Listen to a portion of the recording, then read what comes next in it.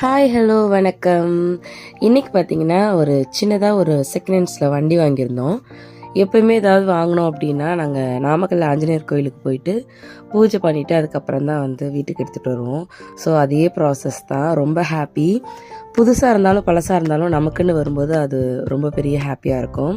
So வந்து எங்கள் வீட்டுக்கார் வந்து ரொம்ப சந்தோஷமாக இருந்தார். நாங்கள் பார்த்தீங்கன்னா ஜாலியாக பூஜையெல்லாம் முடிச்சுட்டு சாமி கும்பிட்டுட்டு அதுக்கப்புறம் வந்து கிளம்பிட்டோம். ரொம்ப ஹாப்பியான மூமெண்ட் இது. அப்பா வந்து வாங்கிட்டாங்களே, ஜாலி ஜாலி.